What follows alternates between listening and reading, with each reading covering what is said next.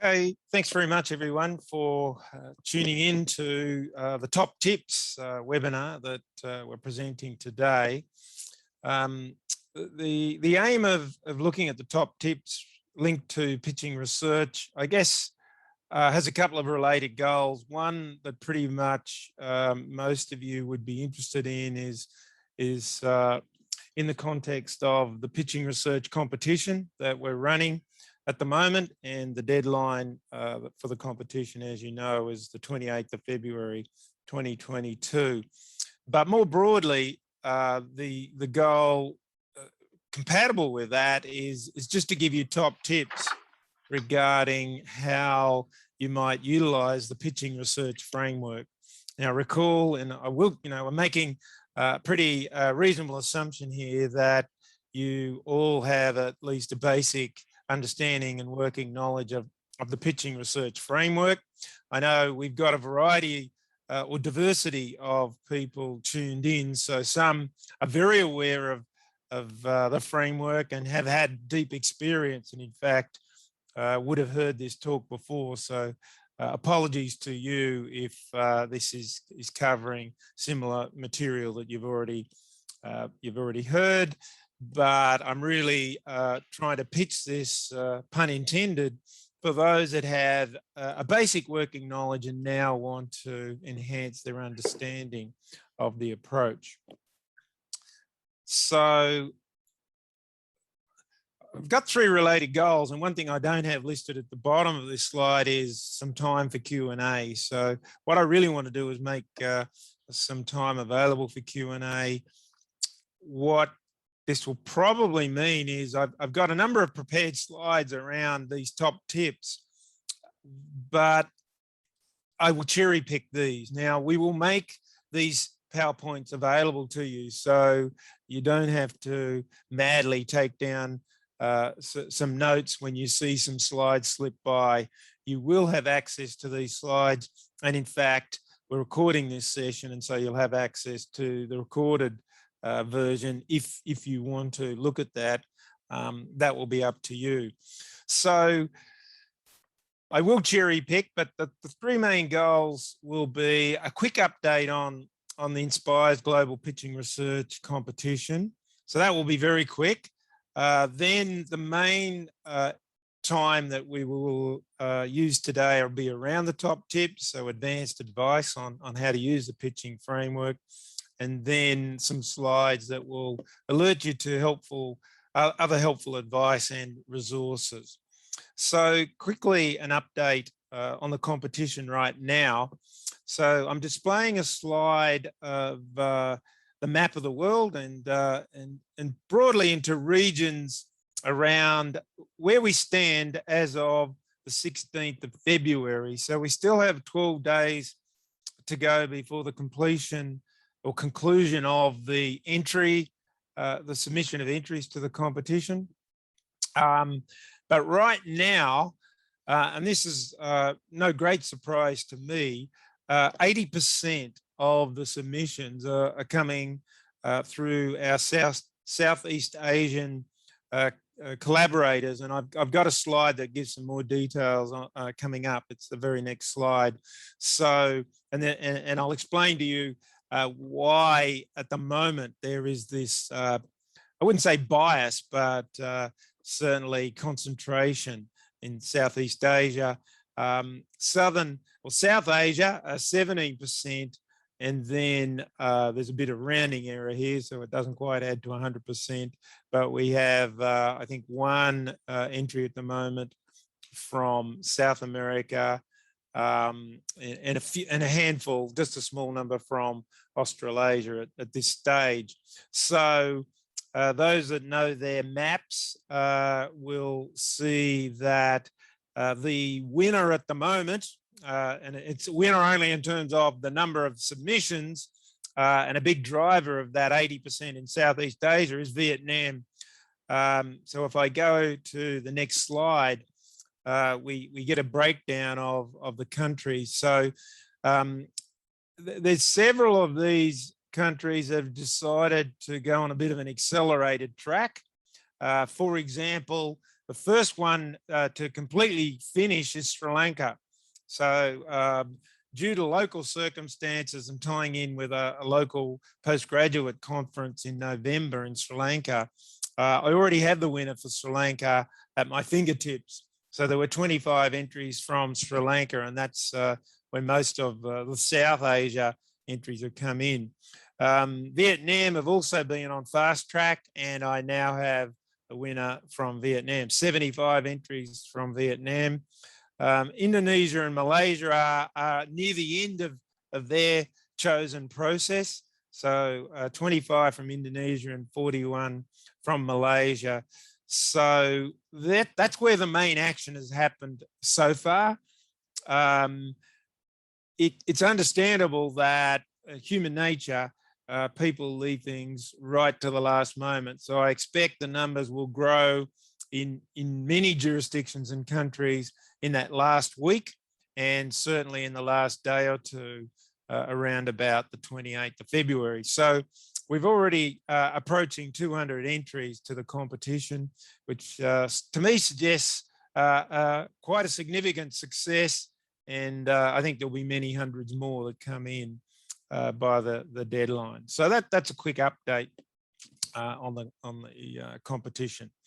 So the main topic for today are my top tips, and I'm going to start with the go-to for me. And I imagine everyone here today and those watching the video will have accessed and read the pitching research paper, but just in case you haven't, to me, this is essential, essential reading. If you're going to read anything, spend a little bit of time, you should get that paper and have a read of it.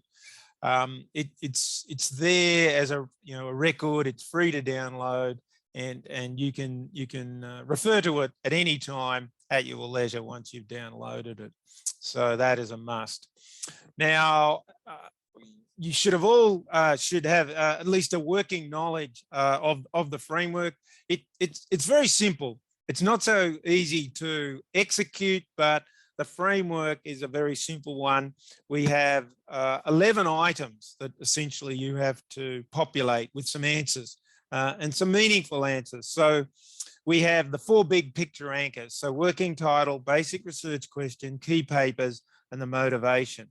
We then have 3 essential building blocks. These are idea, data, and tools. We then have 2 key questions. What's new about your project? Why is it important? So what? And then we have the one bottom line, the holy grail, as I describe it. What is the incremental contribution to the academic base knowledge in your field? So they are the core 10 items. And then we have a final item that is like a catch-all. So is there something else that we haven't really been able to capture in the main part of the framework that will be relevant for developing your thinking and communicating your thinking with a research mentor? And this comes under the heading of other considerations. I think I'm going to skip that slide. All right. So you have a basic challenge. You have 1,000 words, 800 to 1,200 words, I think is fine. If you go much less than that or much over that, I think then there's a problem. So that would be the first tip at a general level. The next set of tips are around what I think of as the golden rules. So if you're thinking, well, generally, if I want some golden rules to guide how I come up with 1,000 words, the first golden rule, try as hard as you can to make it clear what you're expressing. It should be focused and to the point. The second golden rule, try and make sure and reflect on what you've written and probably iterate what you've written so it's clear that it is meaningful, that you just don't write sentences that lack meaning or could apply to any situation. All right. It must be meaningful for your research. The third golden rule, well, it should be clear that you put in effort. So if you can see signs of it looks like it's not effort-based. And one clear example of this to me is that you use copy-paste. So you've got an answer somewhere already and you think, oh, wow, excuse me, that one would fit for this other part of the template. I'm just going to copy-paste it. If it looks like you've copy-pasted it, to me, that is an indication of, well, let me be really confronting and potentially offensive. You're lazy. All right. You don't want to be deemed to be lazy. You want to make it clear that you are putting in an effort, a meaningful effort. The fourth one is around how all of the items, even if you've got wonderful individual answers for all of the 11 items, are they connected? Are they cohesive? Do they fit together as a package? Are they pulling in the same direction? That would be the fourth golden rule. And the final golden rule is to imagine what you're broadly trying to do with this exercise is communicate, to start a conversation. Okay, so they would be my big picture golden rules and top tips. Okay, there's a summary here of suggested word allocations for each of the items, but I won't dwell on these because they are referred to in the later slides around the top tips. So I think I'm going to go straight to the list of top tips. Now, as I've already said, some of you will have seen a version of my talk on pitching that this looks very familiar. I apologize, but essentially these are the top tips. So I think these will be helpful for those of you that haven't seen those presentations before. Well, let's start, and I will cherry pick it, particularly as we go on, and I keep an eye on the time, allowing for Q&A. I'll cherry pick, but I'll start with number one. Choose a working title that is short rather than long, that's informative as you can make it, and meaningful. Okay, short, informative, and meaningful. Now, the first time you type out your working title, it may not be short. That's okay. But if you know as you have a preliminary working title, let's say it's 24 words long, you should have in your mind, I will come back to that and shorten it. But for now, 24 words is okay. With 24 words, it's probably going to be a bit confusing. It won't be as meaningful as it can be. So when you come back to shorten it, it will become more informative. And it will likely become more meaningful. So keep it succinct. Try and avoid having cryptic working titles. And don't worry too much at this stage about having a catchy working title. That having a catchy title of your research is something that you can think about way down the track. Now, the working title, if I go to cherry pick to top tip number 5 on this slide. Other things equal, I think the working title can be less technical in nature. Okay, so don't bombard someone in your title, in your working title, with technical terms or too many technical terms that has a counterproductive outcome. Number 6 on this list is, and this will help you in terms of shortening your working title. So think about trying to identify 3 key aspects. Now, if we go back to the first one, when I said, if you start with 24 words, for example, in 24 words, you're probably going to have, I don't know, 5 or 6 things happening. All right. And what I tend to do is get out a red pen when I read the pitch, and I circle those components of a working title to identify how many things are happening. So when you come to shorten it later on, if you start with 24 words, you basically have to cut it in half. At that stage later on, your thinking has developed around spelling out some of the other aspects of the pitch that you're creating. And so this should help to hone in and identify more specifically what are the three main things that you want to message in your title. And you basically cut out the rest. If you have more than that, I think it's going to be counterproductive. Okay, let me go to the next slide. Now we're slipped. So we're just going to go linearly down the framework and cover some of what I think are some top tips. So what about the basic research question? So here you know, comparing it to the working title, I think it's at least double the length in terms of number of words. So I'm saying 20 to 30 words. So I'm giving you greater scope now to unfold what your research is about. But this is at a bigger picture level, really. And if we look at number 10 on the list in this slide, one way of distinguishing the basic research question from the working title is to make it more technical language, okay? That research question can use, and I think is appropriate and is a good strategy to, as technical as needed, use that language. Don't use it in the working title. And it's going to be the other way of distinguishing it from the working title. You can elaborate a little bit more. So you unfold around the research question that something that would be connected to the working title. It would be crazy if it wasn't connected to the working title. Now, if we look at number 11, here's a suggestion around a tip, a top tip. Try and maybe not in the first instance. So again, you might have a research question where you've got 40 words to begin with. And then you say to yourself, I'm going to come back and fine tune that.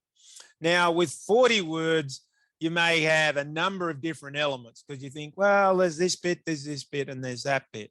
When you come to fine tune it, have in your mind that you want to identify the main focus of your research question. Okay, so articulate that main focus. But then, depending on the nature of the area you're working in, you could have up to 3 elements that link to that main focus, but limit yourself to that. So for example, you could have a main research question, and then to add up to 3, you have 2 subsidiary questions that link to that main question. And you need to be succinct. So maximum 30 words is what you should aim for.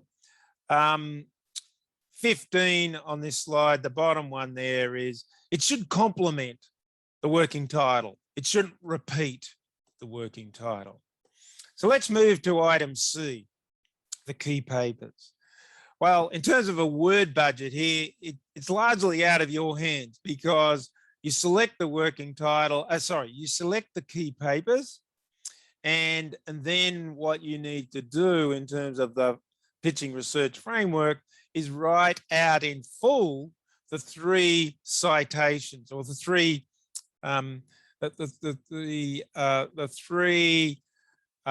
references, full references of those key papers. So I'm guessing it would be in the vicinity of 60 or 70 words, but it is what it is. So you know, aside from the choice you have is which papers they are. Once you've made that choice, the words take care of themselves.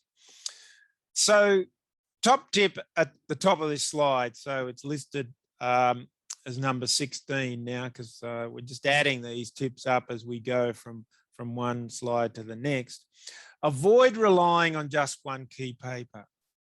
Okay, so this rolls easily into the next one in the list here, number 17. In fact, choose 3 key papers. Now, what's the magic in 3 here? Why 3 key papers? Is there science that I can point to say 3 is the magic number? There's not. But for me, it's about right. And I've seen many of these, and I think 1 or 2 is too few. 3 is about right. If you go more than 3 key papers, you're starting to meander. You're starting to let you're not curtailing and narrowing your thinking around what are the most influential pieces or key papers or articles that you've read in your full literature review. What are the most influential ones that are really guiding lights for you in terms of what it is that you want to do for your research? Now, if we skip to number 21 on the list here, second last on this slide, what we want to capture with the choice of these three key papers is the frontier of knowledge in this field. Okay, so as a collection, it should give a great insight into the frontier of knowledge in the field that you've chosen. What this means by implication is, do not list a seminal paper as one of your three key papers. If you're doing agency theory, for example, so I'm going to give a finance/economics example here, mainly a finance example. The seminal paper for agency theory is Jensen and Meckling, Journal of Financial Economics, 1976. Okay, anyone that's doing research on agency theory in finance, that would be a seminal paper. Do not list it as a key paper. We know that it is an important paper. I want to know, as your mentor, if you're trying to communicate to me, that you are at the frontier of knowledge. The frontier of knowledge is not 1976, unless you are in a time machine and you've gone back to 1977. Okay, the frontier of knowledge will be captured by papers that are published in 2022. If we, right now I'm in 2022, frontier of knowledge is this year, last year, 2021, the previous year, 2019, and as we go further and further back, we're less likely to be at the frontier of knowledge. Okay, so the choice of these key papers, and this is a bundle of top tips here, is they should be the most influential in your thinking. And here are three things to think about, and I know many of you would have heard me already give this advice, but it's worth repeating because I see people ignore it time and time again, and it annoys me. To be at the frontier of knowledge, other things equal, they should be very recent. So no older than 3 to 5 years. The more recent, the better, but they need to be relevant. So, it's a combination of things you need to use to guide you in the choice. So they need to be very contemporary. Other things equal, I would prefer you choose authors who are leaders in the field. So if you choose a paper that's very recent, but it's written by an obscure author, I'm unsure whether this is really the frontier of knowledge. And the third piece of advice and top tip I would give around choosing key papers is, if they're published, and I'd like as many of them to be published as possible, that they land in the very best journals in the field. And ideally in the top 3. I mean, many disciplines have their top 3. So tier 1 journals, that's where you want to choose your key papers from. Very quickly, number 27 on this list. Avoid choosing any key papers by yourself, okay, written by you, because to me, that's a concern. If I understand how that would be influential to you, but you really want an independent source of this influence. And also avoid multiple papers by the same author. So let's say there's a leader in the field. They published several papers in the top 3 journals in the last 1 or 2 or 3 years. Try and diversify across different authors. Again, part of the logic here is to give some independent thinking and separated thinking around what really is the frontier of knowledge. Okay, in terms of motivation, and this, I'm now looking at the time, I want to cherry pick a bit more, but essentially the motivation, and this really is where we should hover at the big picture level. So don't try and avoid a motivation that narrowly defines what your project is about. You want to hover a little bit above that and give a motivation that, of course, maps into your specific project, but is a more general motivation at the sort of next level up from your specific project. And so let me give you three bits of advice that will be captured in the elements on this slide. So that motivation should first succinctly give a feel for what is currently known at the broader level relevant to your research. So what is currently known? It should then use that as a foundation to point to an area, a general area, which we don't know enough, or there's an absence or a vacuum of knowledge. Okay, what do we know? What don't we know?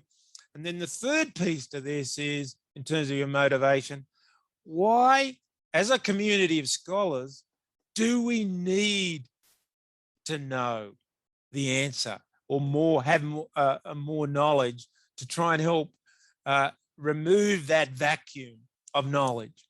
And to me, that combination is a great set of top tips that will allow you to come up with a better motivation for your research. I've skipped to the next slide and I'll just cherry pick, in fact, the top one. What I see quite often with motivation, or sort of things, are weaknesses in terms of motivation in the context of the pitching research framework, is the use of very general sentences and statements that are quite bland. They're almost like they're motherhood statements, or they're very almost sort of let's go fishing style statements. And to me, we need to challenge ourselves to go beyond that. We need to challenge ourselves to move beyond bland motherhood statements to something that is really meaningful around your research area. So those four items, as you will recall, and I mentioned the beginning of today's session, the bigger picture, the anchoring or framing at the bigger picture. When we get to idea, when we get to data, tools, and the rest, it's now drilling down to the project specifics of your planned work. So with idea, 100 to 150 words. Now, theory is important. So number 40 here is a top tip. Don't forget the role of theory when you are pitching your research, the relevant theory in this area of research. But try and keep it concise, because here we want to pinpoint what your idea is. And let's say it's an idea that has links to agency theory.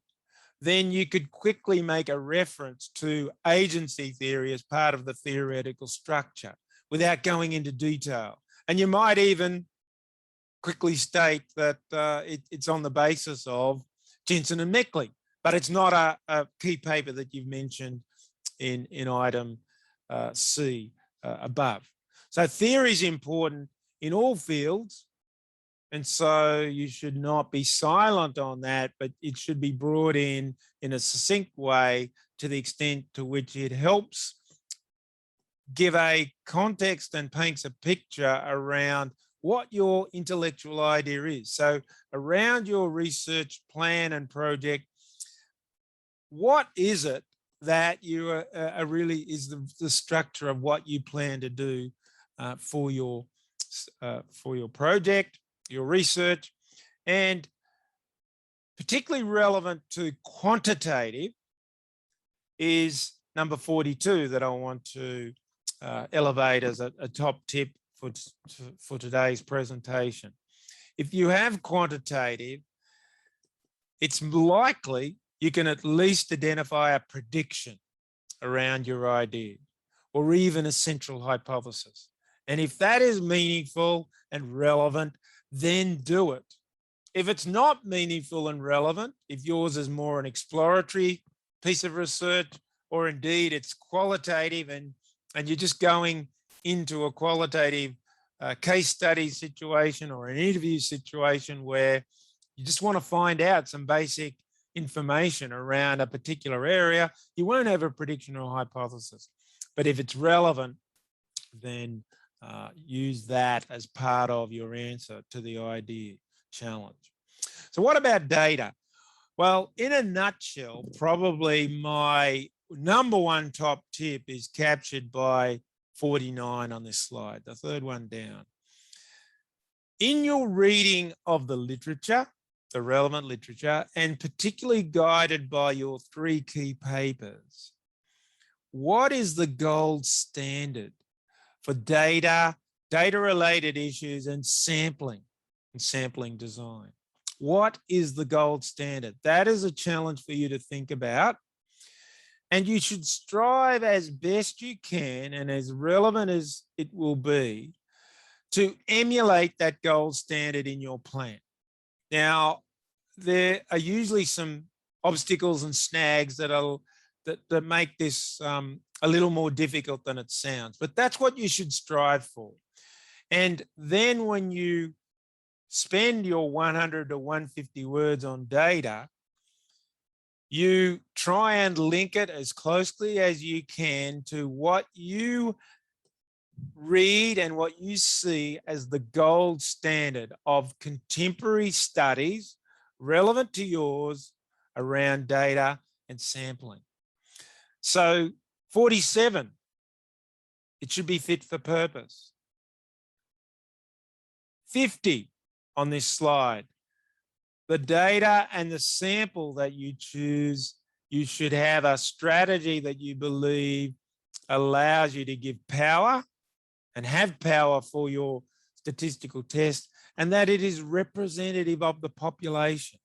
Now, in some instances, we know that there'll be biases. And if you recognize there will be biases in the sample, admit these, acknowledge them, but then talk about or discuss your plans for how you will overcome any biases or any non-representative nature of the sample that you will draw. And the sample size, number 51 on this slide, as a top tip. What is your projected sample size? Even in a qualitative study, if you're going to interview people, what is your plan for how many you will interview? Who are you going to interview? What are your views around saturation?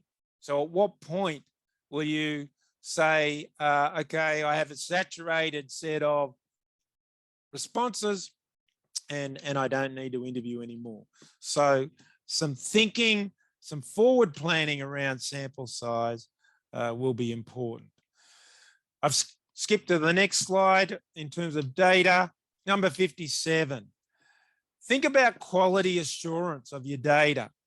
Okay, in other words, and this links also to number 58, the next one down, the signal to noise ratio.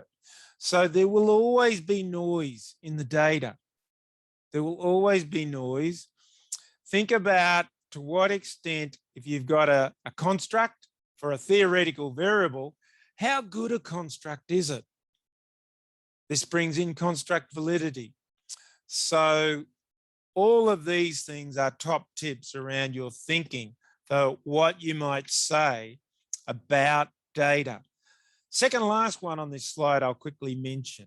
One of the things I'm looking at as a mentor around data is there any hint of a deal breaker situation? And this is something that does happen and we want to identify really early on. So what do I mean by a deal breaker? A deal breaker will be, for some reason or another, relevant to data, it's just not going to be a viable study. It could be sample size, okay? The sample's just too small. Maybe it's the nature of the data. There's not enough variation in a key variable. That would be another critical thing that could make it a deal breaker and we say, well, this study is not viable. So we need to think about those deal breaker situations early in the development of our ideas for research. That is undoubtedly a super duper top tip. Tools. So the package of idea, data, and tools are the building blocks. This is the how to of your research. So we need to know what you're going to do, ideas. We need to know the ingredients, the data. We need to know what other utensils, the weapons that you're going to bring to analyze the data in line with your idea that will help get an answer to your research question. I'm going to go to 66 here as my overarching top tip. And it's again, think about the gold standard for the tools, the contemporary tools that are being used by leaders in the field in the top journals. What are they? Can you emulate them? As close as you can emulate them, the better your research will be. Other things equal. You should strive for the gold standard. And if you're doing something that diverges from the gold standard on tools, or it diverges from the gold standard on data, you must have a very good reason. It must be a compelling reason. It must be a reason that you articulate in a way you communicate to your mentor, and you've got to convince them. And if you can't convince them, then there's something wrong. But in terms of tools, what are the gold standard tools and methods that leaders in the field are publishing in the top journals? And you should emulate those. Where you can't emulate them, you should strive to get as close as you can to them and acknowledge that this will be, in some sense, a weak point of your research. Now, 65.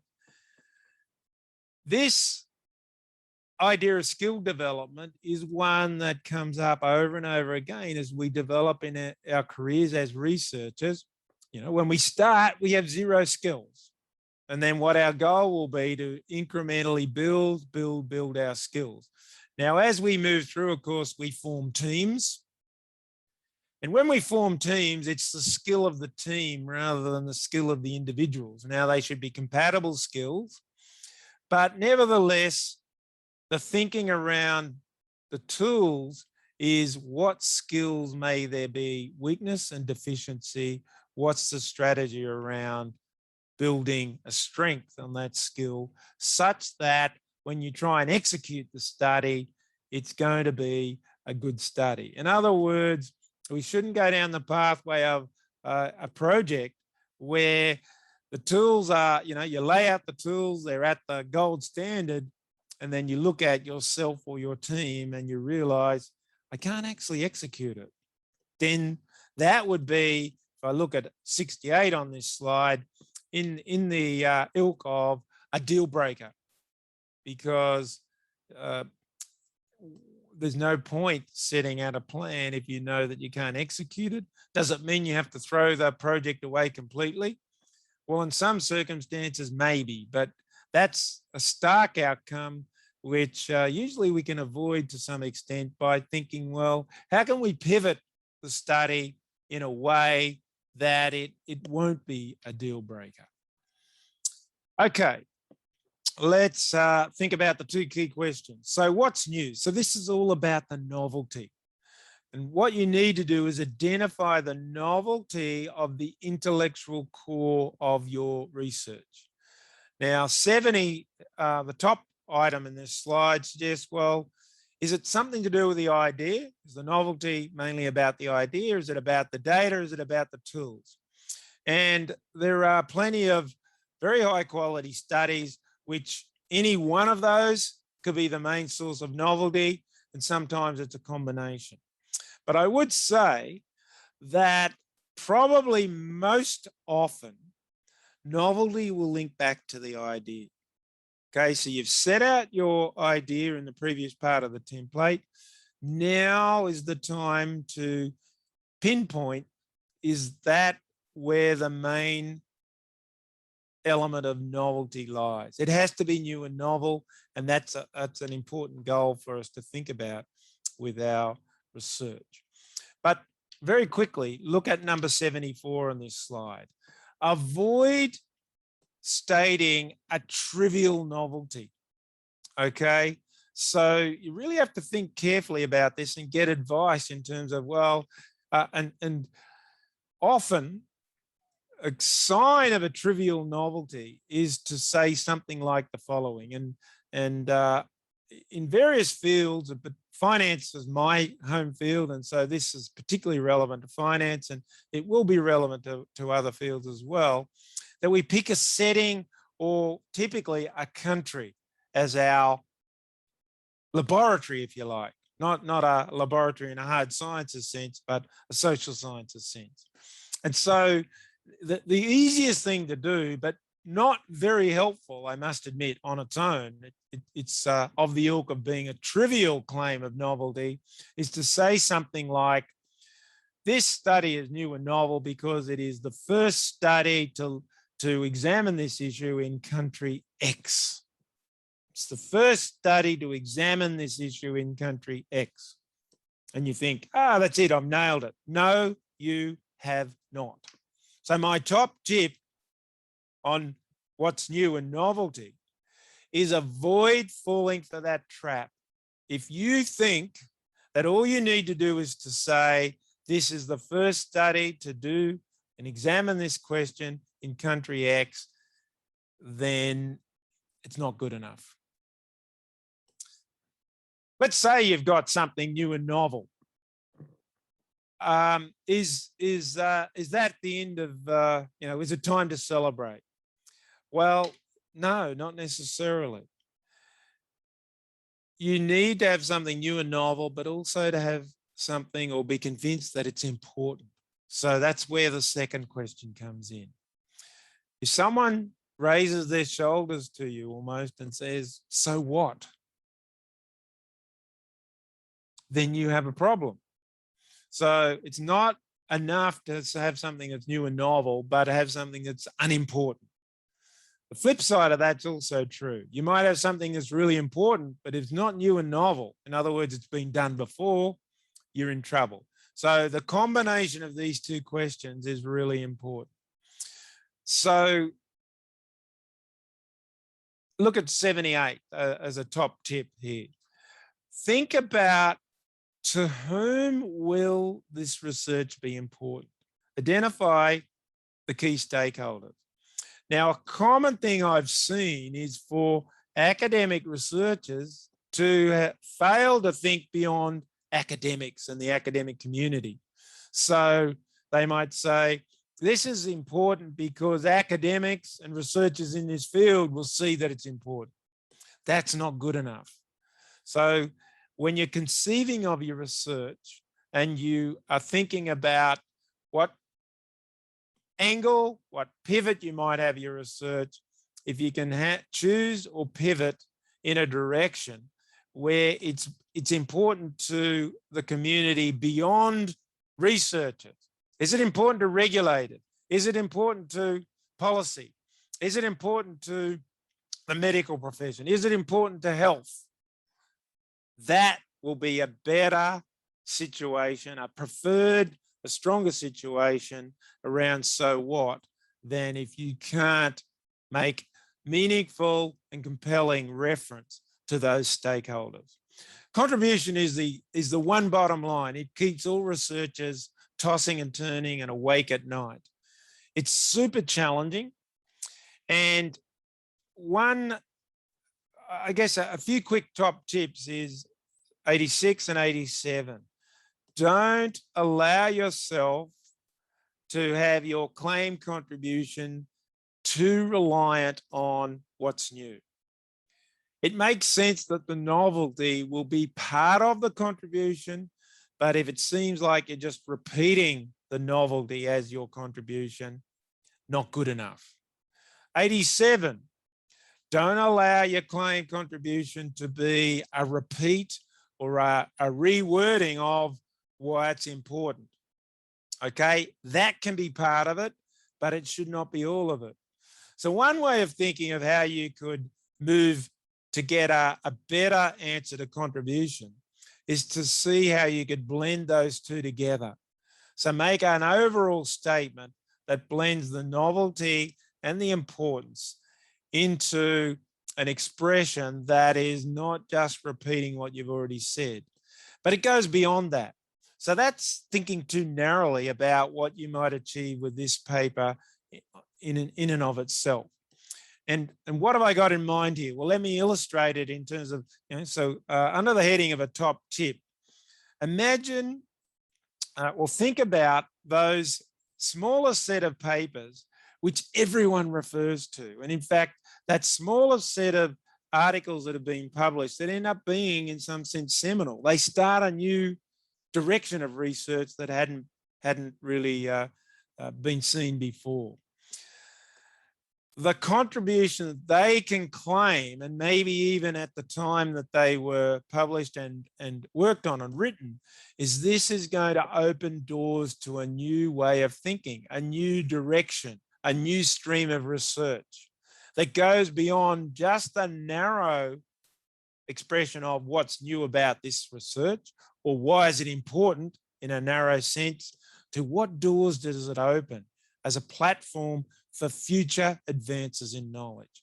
So that's supremely difficult and challenging, and we'll all fail on that. But that's what you should aspire to. That's what you should strive for.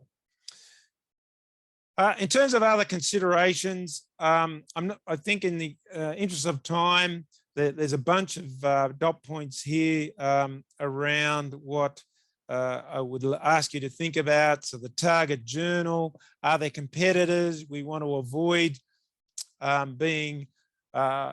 choosing a research that we're emotionally attached to, that independence is an issue. We want to avoid choosing projects that it's very likely there'll be no statistical significant results. And we want to avoid obsolete or projects that could easily become obsolete. So these could all fit under the banner of other considerations. So my top tip is to think about beyond the narrow aspects that occur in the other 10 items of the pitching research framework around these issues. And it could include also ethics, research ethics, and are you doing something with human participants, for example? So if you're interviewing them, it would be a low and negligible research ethics approval that you need from your institution. Some further general advice is on this slide, I think, in terms of, I'll pick out one, cherry pick one. 107, create your full pitch in an iterative and recursive manner. So a top tip at a general level is don't treat this exercise as if you're filling out a form. How do we fill out a form? We typically just start at the top and we put answers in and we just go down linearly until we get to the bottom, and we have a deep sigh of relief. Oh, thank goodness that's over and it's done. That is a form filling exercise. If you do that for this exercise, you'll have a very bad outcome, very bad. So you should treat it as something that you need to go back and improve upon your answers, because your thinking and your insights are developing as you go. I think in terms of my goal 3, and I want to almost open it up now for Q&A, but the remainder of the slides gives some further advice and some resources. The big go-to, which I think you're all aware of, is the website that we've been working furiously on for many months now, and will continue to develop as time goes on, pitchingresearch.com. This is a screenshot that, it might have changed a little bit since I took this screenshot, but the theme here, I think, is worth pondering. Your research journey starts here. And that, to me, captures a lot of the philosophy and the thinking behind this. We have a resources tab as part of the pitchingresearch.com. And at the moment, we have 7 modules that have been designed as a combination of resources of readings and videos are probably the 2 main resources. Responsible science matters, pitching research matters, reverse pitching matters, pitch sparring, fantasy pitching, advanced pitching, and engagement and impact pitching. You no doubt will all be aware of the Inspires network, the International Society of Pitching Research for Responsible Science. Inspires is in a sense the driver of the pitching research competition. You'll need to sign up for the Inspires membership. Our goal, our mission is research training and capacity building built on the foundation of responsible science. We have almost 1,000 members now, spanning 78 countries and jurisdictions. So that's a quick listing there. So just in case you're not a member yet, in order to get an entry into the competition, you need to be a member. So a membership is via, the easiest way is via the link on this page. Unless you, I think if you're in China, you might need to use the second link, but the first link should work for almost all other countries and jurisdictions. So there's an online library of over 200 examples. So the link at the top of that slide would give you access to those examples spanning a lot of different discipline areas. There's also video examples. So these videos are videos of PhD students who entered a competition that I ran at the University of Queensland for several years. And so there's a range of different topics that are covered there. I wouldn't be too concerned about whether the topic is relevant to your field. You will learn a lot just by listening to someone pitch their research in their field, and you'll see actually how remarkably useful it is to have information presented using this framework. So any one of those would be good. My favorites are in medicine and health. So the second, well, in fact, quite a several, but probably my 2 favorites are the one by Shari O'Brien, who won the competition at UQ in 2016. So that's about the middle of the slide. And just below middle, the one by Keris Downing, who was runner-up in 2017. So Shari O'Brien or Keris Downing, they're 2 of my favorites, but indeed any of those will be good to look at. So I will stop sharing now. We still have time for Q&A, and I'm happy to have Q&A from you. I've had a quick look at the chat, and I can't see any written questions there, so we'll take verbal questions, or if you want to write something in the chat, I'll have a look at that. So thank you. Are there any questions?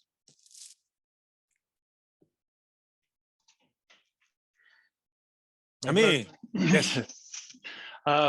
Sorry for joining late. I joined late because I had class. I enjoy the last few minutes of this discussion. Obviously, I can refer back to the recording. I just wanted to ask about the targeting journal. You mentioned something about don't go with the emotional attached topics to special journals or competitors.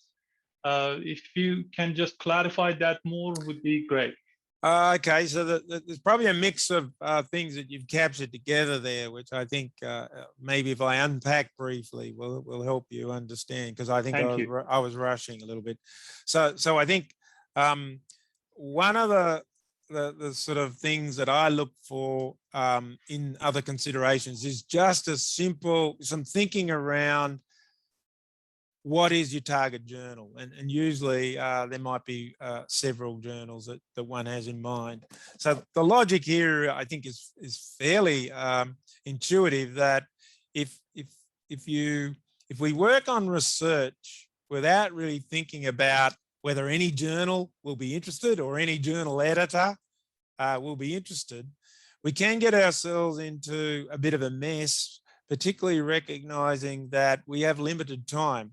So if we work on too many papers where we realize after investing a huge amount of time later on, actually, there's not many journals that are interested in this, and then we sort of, we're under, we're being suboptimal. So all the target journal thing is to say, to explicitly think about that and say, all right, here are the journals that I think are realistic targets.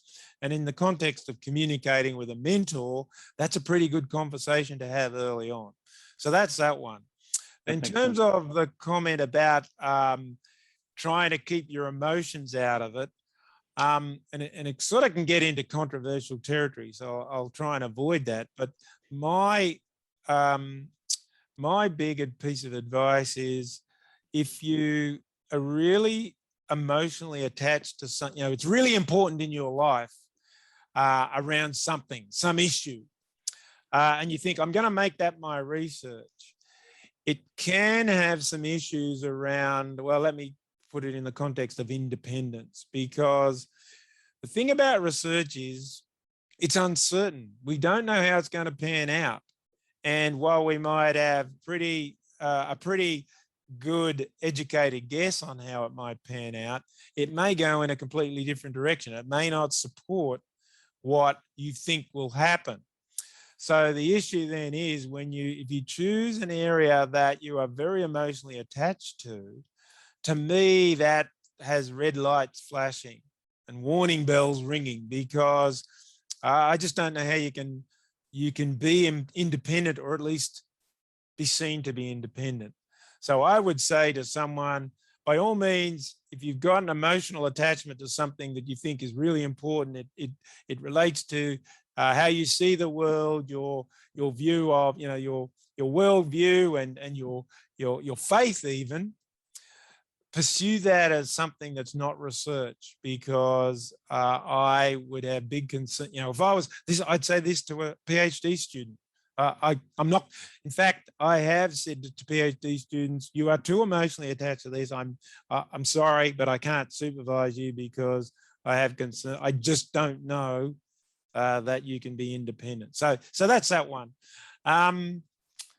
So they're probably the main two that I needed to unpack. So hopefully that's helpful. Thank you for that. That was great. Mm-hmm. Any other questions?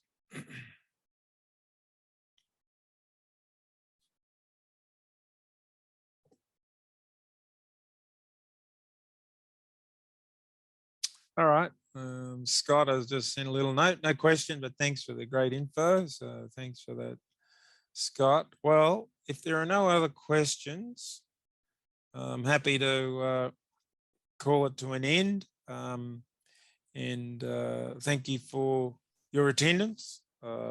Appreciate it. And for those of you that are not yet to have submitted an entry, hopefully this has been helpful to in the last 12 days before the deadline for you to put in an entry. For those of you that have students that you're hopefully going to encourage to put in an entry, hopefully this is of great help to you in guiding them to put in a higher quality submission. Thank you, Robert. I appreciate. I personally found every material that you shared in this website is valuable, and I read it carefully. Every single minute and seconds of it is valuable.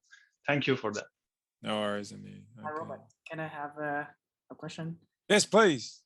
My question is about submitting the proposal to the coming symposium in IANZ. Yeah, all right. So I'll go on. I'm not sure of the link to the competition. Oh, anyway, keep going. So I'm wondering is if when I submit the proposal, would I receive the feedback from maybe from the panels or from you about how to improve the proposal, or how should I develop further the idea in the proposal? or just So is this, sorry, so I think your question's related to the doctoral symposium that AFANS run, is that correct? I think the symposium in Australia, right? I saw that is a part of that conference. Yeah, so I'm still a little unsure, because if it's to do with the so AFANS run a doctoral symposium linked to their conference in early July every year. And I've been part, so I've been a faculty member on that on numerous occasions.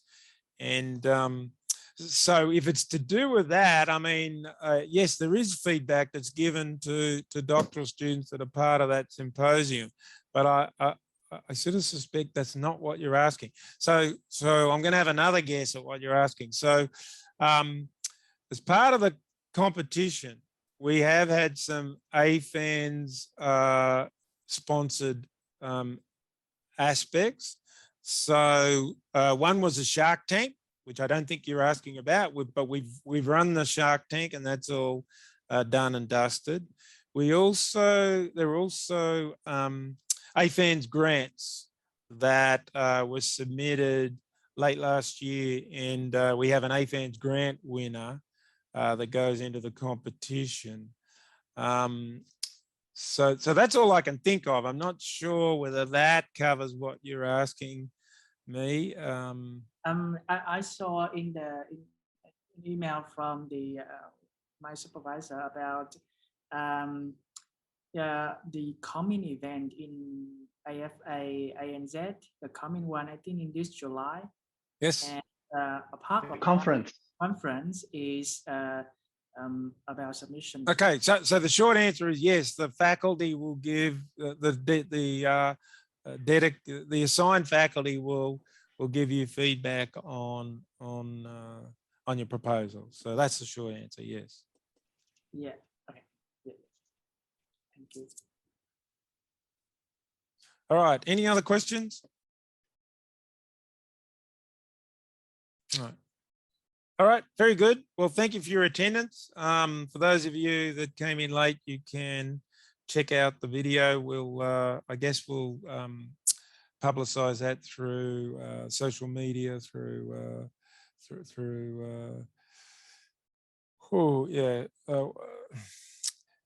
my brain's gone numb, but we will publicize how to access that recording, and wish you all well, and good luck with your pitching. So bye for now. Bye-bye. Thank you. Bye.